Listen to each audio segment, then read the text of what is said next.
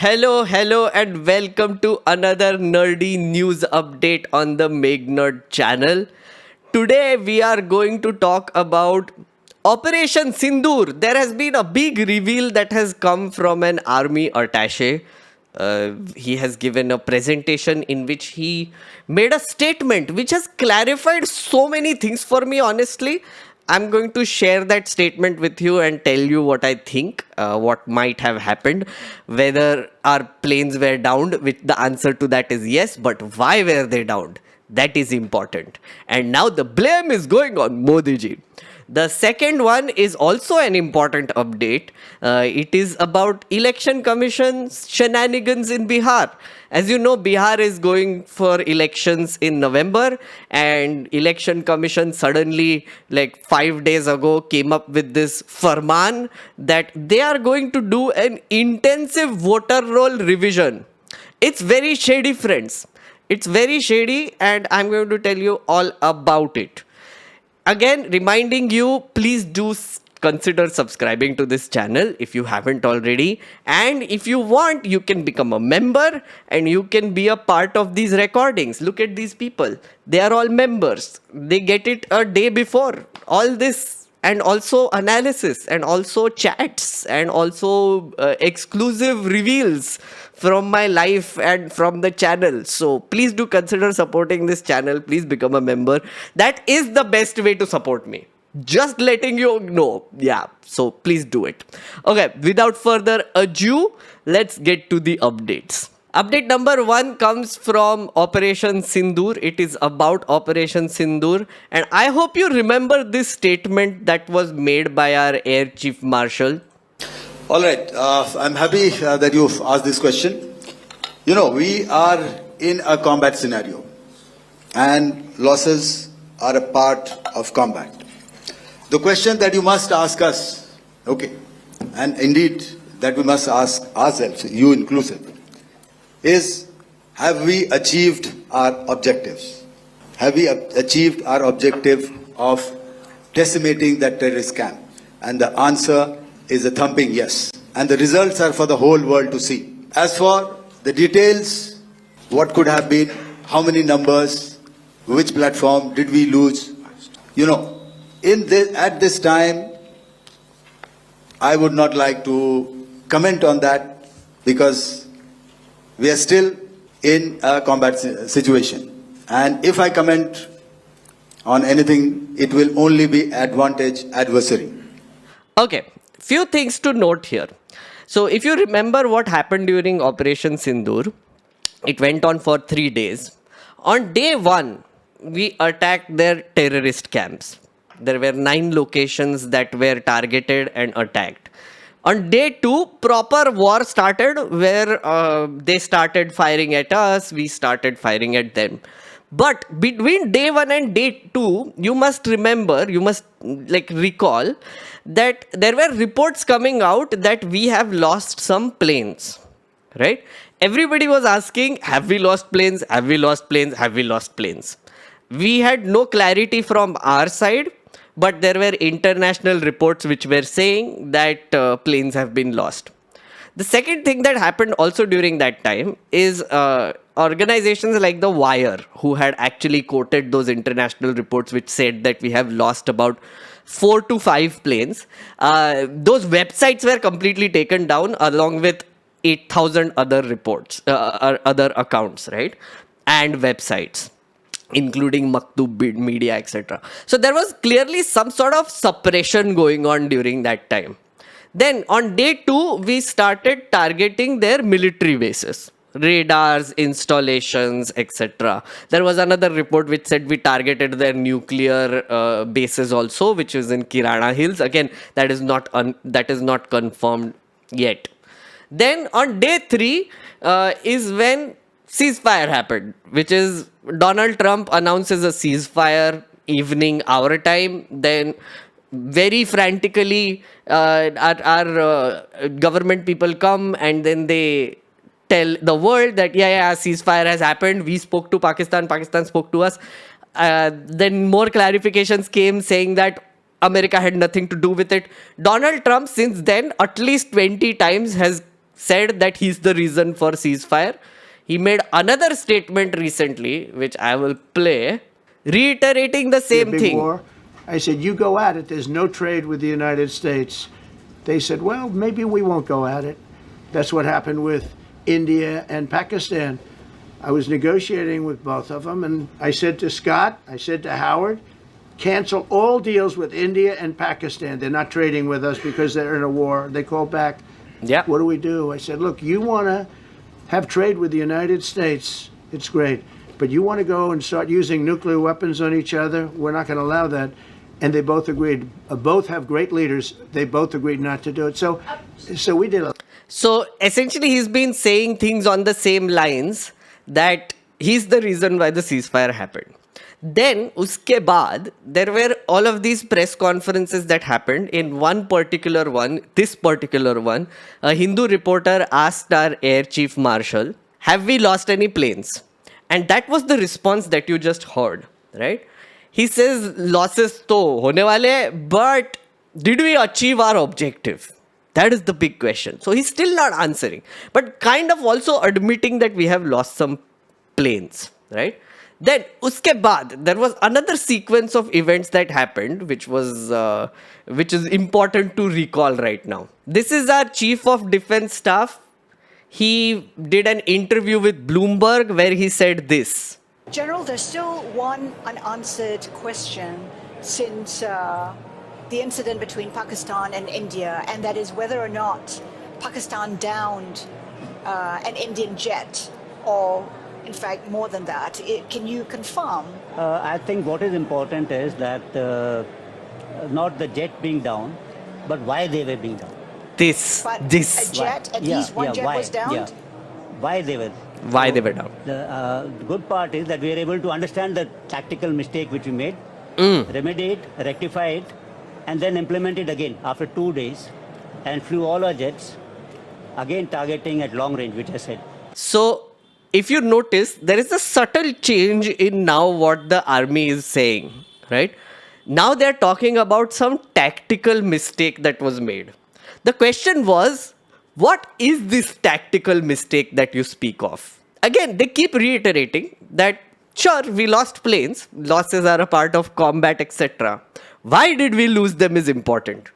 And we changed our tactics after that, and we were able to answer Pakistan in a much more, in a stronger way, is what they are trying to say. But what was the tactical mistake that they made? Here is another clip. You might remember this. This is S. Jaishankar saying things. At the start of the operation, we had sent a message to Pakistan saying we are striking at terrorist infrastructure. We are not striking at the military. So the military has an option of standing out and not interfering in this process. They chose not to take that good advice. So from this statement, what we had surmised was that, again, sequence of events, we lost planes. That was the first admission that came. Second is, why did we lose the planes is more important. Third is Jaishankar saying that we informed Pakistan that we are not targeting their military installations, we are only targeting their terrorist camps after the attack had started. Okay, that's the clarification that came after that as well. Now, there is another statement that came, which kind of puts like a bow on this story, honestly. Bapa Tommy Tomtomo, that India lost a lot of aircrafts. I may not agree with him that India lost so many aircrafts, but I do agree that we did lose some aircraft, and that happened only because of the constraint given by the political leadership to not attack the military establishment or their air defenses.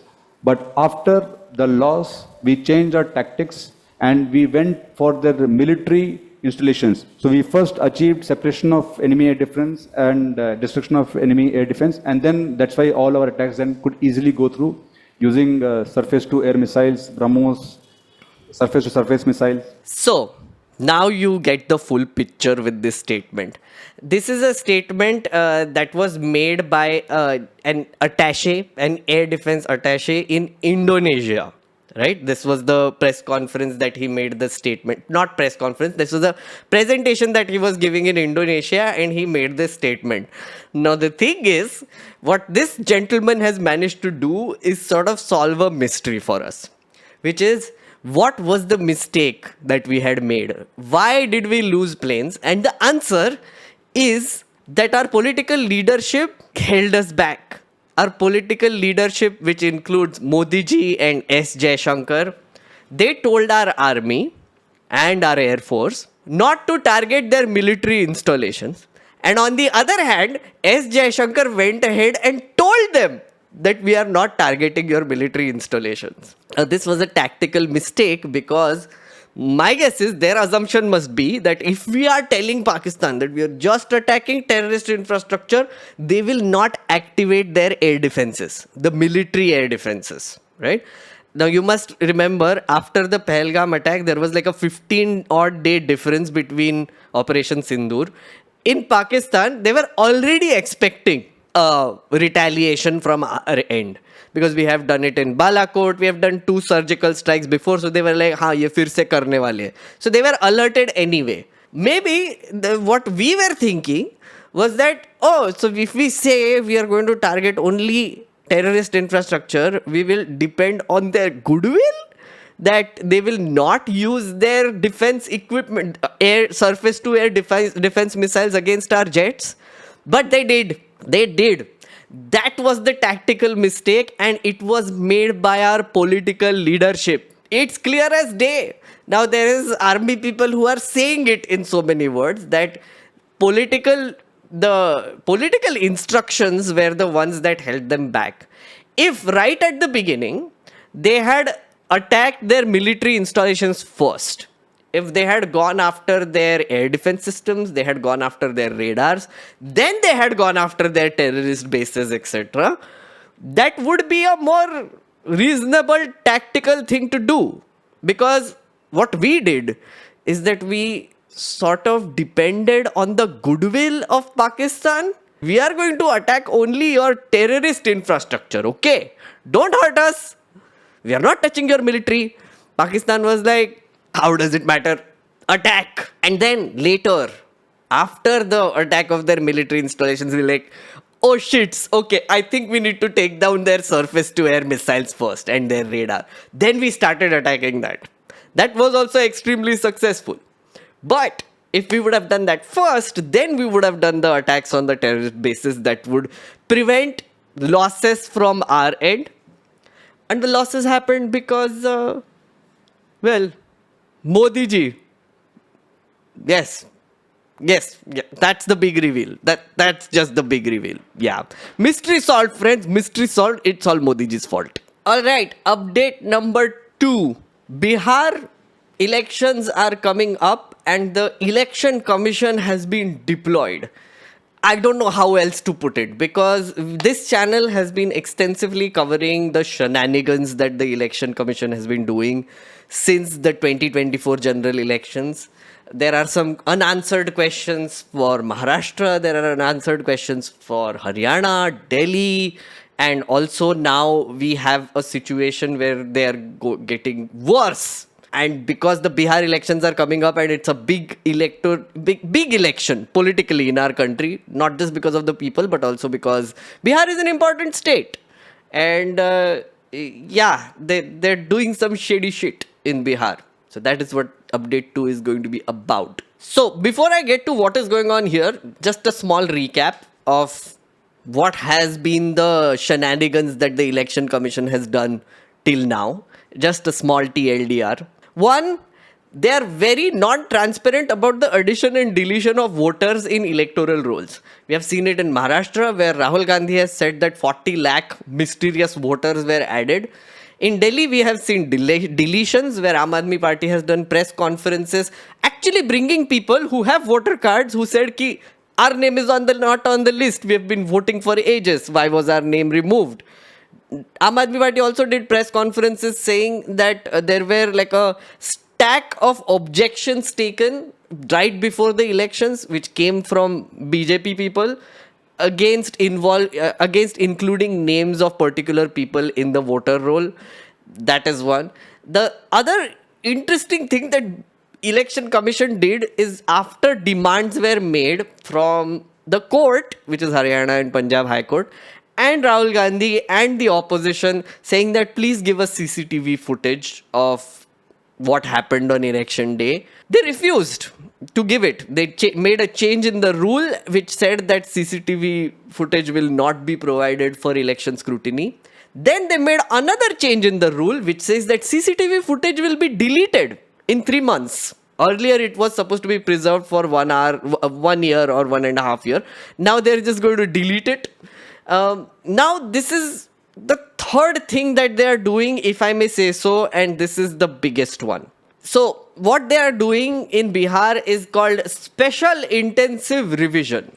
Mota, what is going on here is that the election commission is going to revise the entire voter roll in Bihar. Bihar has about 8 crore voters at this point of time.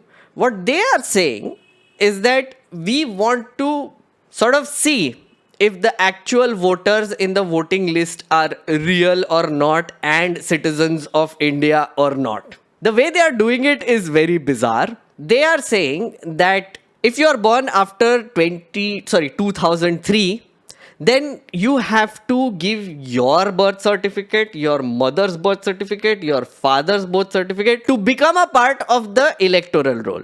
If you are a person in Bihar like that. If you are a person who was born before 2003, then you can essentially show the 2003 voter roll and prove that you are a citizen of India, Bihar, and also deserve to be on the voter roll. Which means, in very short, they don't want young people to vote. I have come to that conclusion. But I feel like there is another sinister reason why they are doing this. But before I do that, let me show you the details of what they are trying to do. Now, this is the actual notice that was given by the Election Commission. It was given on 24th June 2025. It says special intensive revision with regard to 1/7/2025 as the qualifying date. What I want you to see is come down and see the dates, right? So what they are going to do is they have asked all of their BLOs, which is the block level officers, to go from house to house carrying a enumeration form. That enumeration form will take details of the voters again, right? And the voters have to attach either their identity cards or something that proves that they are citizens of India and they deserve to be on the voter roll, or they get to attach the 2003 voter roll, which is already going to be made public, and that can act as proof so that they can become a part of the current voter roll, which they are trying to revise, right? There are 8 crore voters in Bihar. Bihar has a mega migration problem. A lot of people from Bihar, palayan as they call it, migrate to other states and they come back for voting, or their hometown is where they register but they work somewhere else. Most of them do not shift their voter IDs from one place to the other, right? According to estimates, there are about 2.5 to 3 crore people in Bihar who have moved out of the state to work somewhere else. What the Election Commission is now saying is that the first stage of this intensive exercise is going to be from 25th of June, which is 5 days ago. So when the notification was made, it already started. They didn't tell anyone, they just started. And it is going to continue till 26/7/2025. What they're going to do in this next month is they are going to go to each house in Bihar where the voters are there with that enumeration form, and these BLOs are supposed to help people fill it, collect those enumeration forms, bring it back, all of the things. So there will also simultaneously be a rationalization and rearrangement of polling booths going on during that time. They are saying that every booth should have 1200 electors, so they're going to revise a lot of things there. Then from 27th of July, which is this month, they are going to start making a new voter roll. It's going to be called a draft electoral roll based on the enumeration forms they have received and everything. So that would be published on the 1st of August, which is a Friday, right? Now that draft electoral roll will then, people will have to go and see it. People will have to go and see whether their names are on it, and then they can make claims and objections. So for a month after that, which is from 1st of August to 1st of September, people can go and say, oh look, my name is not there, please help, I was not able to do it, maybe some mistake was made, etc., etc. 8 crore people, just kind of telling you that again. Then by 25th of September is when a decision on enumeration forms is going to be made, and checking of health parameters and the finalization of electoral rolls. Basically, they'll clean up the data based on objections, etc. They have 1 month to do this. Then on the 30th of September, which is a Tuesday, they're going to publish the final new electoral roll. Okay, just thought this was important to tell you the timeline of how this is going to happen. They want to do this in 2 months. 2 months. The entire roll has to be revised in 2 months. Now, there are some more interesting details here. Okay, so I was going through this. Right, it's like a 19-page thing. What they have done is they have also given you the enumeration form, the form that these people would be taking to people so that they can become a part of the voter roll. Fresh. Okay, this is the enumeration form that every BLO will be taking to the households. Now, here is the thing, because a lot of our parties have created bawal, especially the India Alliance. Tejasvi Yadav gave like a very big press conference. देखो भाई 4,76,00,000 लोगों को 3 समूह में बांटा जा सकता है, यानी पहला समूह लगभग 4% लोग जो 39 से 40 वर्ष की आयु के हैं, इन्हें अपनी नागरिकता के दस्तावेज प्रस्तुत करने हैं। दूसरा समूह लगभग 85% लोग जो 20 से 38 वर्ष के उम्र के हैं, यानी 4 करोड़ से अधिक, इन्हें अपने माता पिता की नागरिकता को साबित करना पड़ेगा। यानी जो 39 साल के लोग जो है 28 से 38 साल के बीच के 20 से 38 साल के बीच के जो लोग हैं, उनको अपने माता पिता का डेट बर्थ सर्टिफिकेट वगैरह जो है वो लाना पड़ेगा, डॉक्यूमेंट देना पड़ेगा।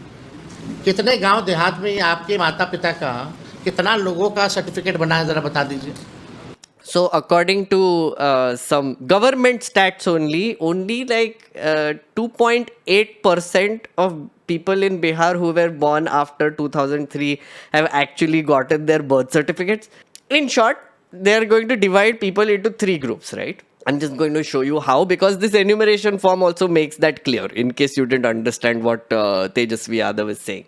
So after they created this bawal, the election commission also clarified, saying that people who were born before 2003, they just have to show their electoral roll. According to the 2003 electoral roll, they just have to find their name in that, show it to us, and they don't need any more documents. This is the clarification which they said. 2003 electoral rolls uploaded on the ECI website. 4.96 crore electors do not need to submit any documents. Children of those 4.96 crore electors need not submit any documents relating to their parents. Notice the language. So essentially what they're saying, that we are only going to be concerned about the 3 crore odd people who do not have documents and are born after 2003, who need to fill the enumeration form and actually give the documents. But I don't think that's true. Because if you look at the enumeration form, you will notice a few things. One is, so they are going to pre-print. So all the BLOs, when they go to each house, they are going to pre-print this enumeration form with a few details. Old photo, they have to still put a new photo, right? Then all of this has to be put in. Again, Aadhaar number, optional. Aadhaar is not an identity that you can use to prove that you are a citizen or deserve to be on the voter list. Manrega card cannot be used. Ration card cannot be used. Why? I don't know. There are other documents that you would need. Mobile number, epic number if available, mother's name, epic number. These are all the epic numbers. Spouse's name if applicable, epic number if available. Now this is the thing. Declaration. I am above 18 years of age, ordinary residence on the above address, and a citizen of India. I was born in India before 1/7/1987. Then in that case, they just have to provide any document for self from the list given below. I'll show you the list. Then if you were born between 87 and 2004, which is 2 December 2004, then you have to provide any document of yourself and document of father and mother from the list given below, right? Then the third group, which is if you are born after 2nd December 2004, provide any document for self, then for father, then for mother, and if any parent is not Indian, please provide a copy of their passport, right? So divided into three categories. The easiest one would be 1987, right? Then 2004, because both of these people can also show their current voter list, the 2003 voter list, which they will have to download and find the name and show the BLO when they come to your house, which is, I don't know how many people will be able to do that. Having gone through an election process, I know how nightmarish that can also get. Yeah, so that's not as easy as it sounds, right? And the second is these people, 2004. I genuinely feel that this is a mega conspiracy to exclude young people from voting. I feel like all the oldies are already BJP supporters. Some WhatsApp uncles बैठे हुए हैं. But the young people are moving away from all these established parties, including Nitish Kumar, including BJP. They are very pissed off with them and they want change.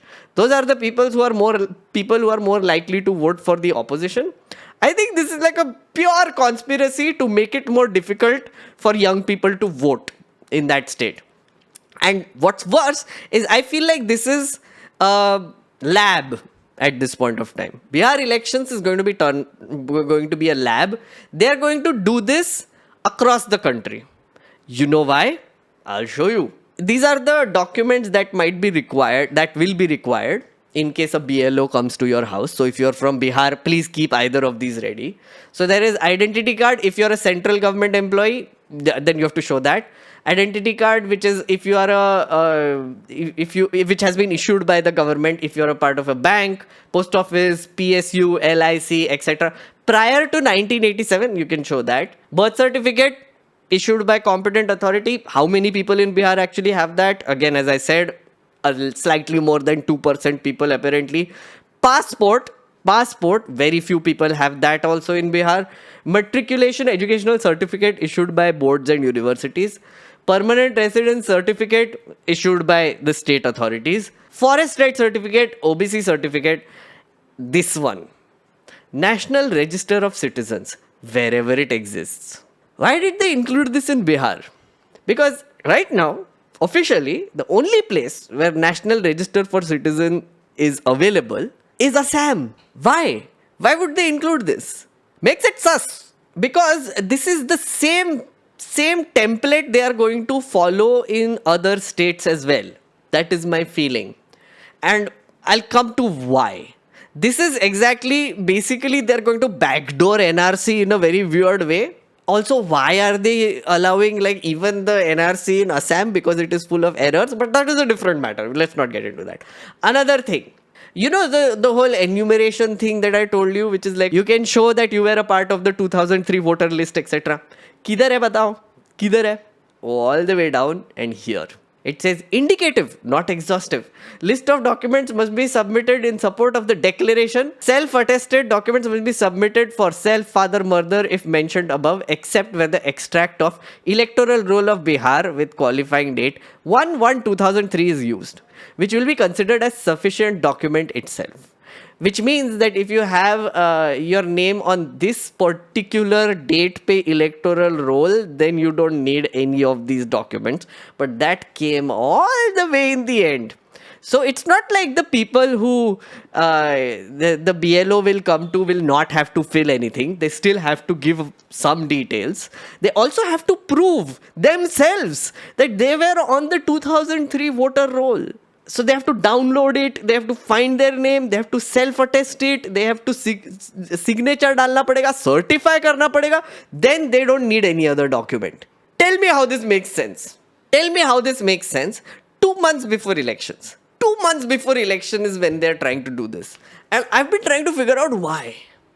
And my answer is very simple. They want to scramble the voter roll. They want to scramble it so badly that you cannot compare it to any previous voter rolls since 2003. They want a reset. Because if you looked at it, if you followed the election commission updates that I told you in the beginning, there were doubts about 2024 general elections. If you look at what happened in UP, how voter suppression happened there, in Maharashtra, all those places, general elections mein. Right? That is one. Then we had a few state elections after that. Usme bhi shadiness bahar aaya. And the way people are exposing that shadiness is because they already have voter rolls of the past, which is 2024, and that election. And they can compare that, oh, 40 lakh people were suddenly added. Oh, people without addresses were suddenly added. News laundry, etc. is going to people and asking that, oh, look, you don't have an address. How, like, whatever, like, how were these people added? They're getting all sorts of questions. They're not giving any answers. Now, they have come up with this shady ass plan to scramble the entire thing. Because they will not be able to compare and find the data of how shadiness is happening in the electoral rolls. Election Commission is at this point of time doing just what the BJP wants. This is like proof of it. Otherwise, it makes no sense to do it 2 months before the elections. Why didn't they do it after the general elections? Do it for all states. Do it, no? Like right before the Maharashtra elections have happened. There was a gap. There was a gap of almost a year, more than a year. You could have postponed the Maharashtra elections anyway. Could have done this, could have given like 6 months to do this and whatever intensive enumeration exercise, and then had like 2024 elections ke baad, oh, this is the list that we will now follow, and then for future elections also they follow that very list. Why do they do this before the Bihar elections? Why? And are they capable of doing this before the Bihar elections? 2 months may, not even 2 months, 1 month is how much you get to do this. Go to all 8 crore houses, and fill an enumeration form and do this for literally crores of people, and then they can object in a month after that. This is damn shady, boss. This is extremely shady. Election Commission is officially compromised. I have no qualms in saying this. They're just killing our election system. That's what is happening. They're just killing it. Alright, that was all for this round of news updates. If you haven't subscribed to this channel, please do. Just to let you know, I do these recordings on Tuesday night, which is around 7:30 p.m. And there is another members only live stream that is going to be a chill stream that happens on Thursday morning. IST, which is around 11:30, 12 p.m. So if you can attend, if you are from a different time zone, if you are a member who is in America or UK, you will have options on when to attend based on your convenience. So that is why there are 2 different time zones and 2 different members only live streams. But for that, you need to become a member. So please do. Please become a member. Lots of fun happens here. Lots of analysis happens here. Yeah, so thank you for watching, and please do support this channel. Thank you. Bye.